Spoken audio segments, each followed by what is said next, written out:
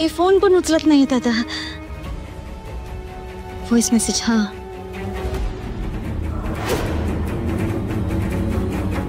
Indrajit sir, Abasaheb वस्तीत येणार आहेत. अहो, मी जर त्यांना एकटी घरी जाताना दिसले आणि तुम्ही मला गेला नाही आलात हे जर त्यांना कळलं तर ते तुम्हाला लई रागवतील. तुम्ही ना लवकरात लवकर वस्तीत पोचा. ऐकताय का? लवकर या. हाँ, ॲक्च्युली माझी एक मीटिंग होती. मीटिंग अचानक कॅन्सल झाली. सो आय थॉट मीच राणीला पिकअप करतो इकडनं.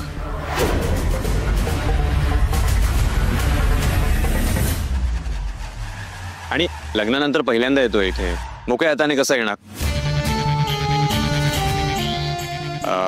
दादा,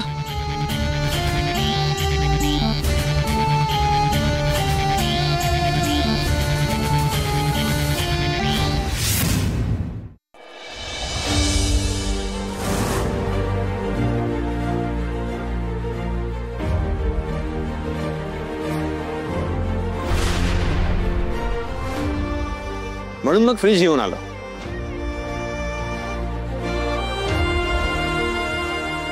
दादा, ते आत ठेवून द्या आणि नंतर कनेक्शन करून द्या त्यांना व्यवस्थित. हा,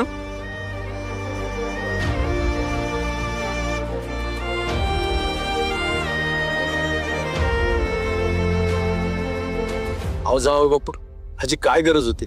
भर मांडवात माझ्या लेकीचं लगीन मोडलं आणि तुम्ही तिच्याबरोबर लगीन केलं. हेच लय मोठं उपकार झालं बघा तुमचं आमच्या. आता हे असं काय पण देऊन आम्हाला लाजू नका. आम्हा गरीबाला तुमचा हे उपकार या जन्मात फेडता येणार नाहीत बघा. अहो कमाल आहे तुमची. जावाई पण म्हणताय आणि उपकाराची भाषा करताय. जावाई हा मुलासारखाच असतो. असं समजा की तुमच्या मुलानेच तुम्हाला गिफ्ट दिलंय, म्हणजे तुम्हाला असं उपकार केल्यासारखं वाटणार नाही.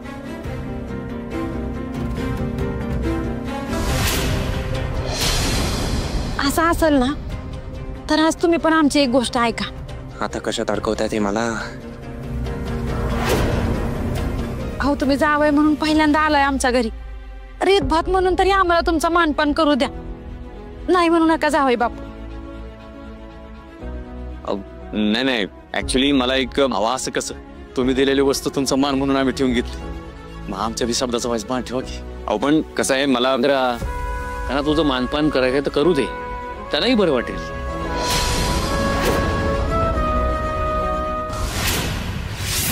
त्यांना तुझं मानपान करायचं तर करू दे, त्यांनाही बरं वाटेल. ठीक आहे, चालेल. सुटके, अगं जा पटकन. आणतात जावई बापू, या तुम्ही.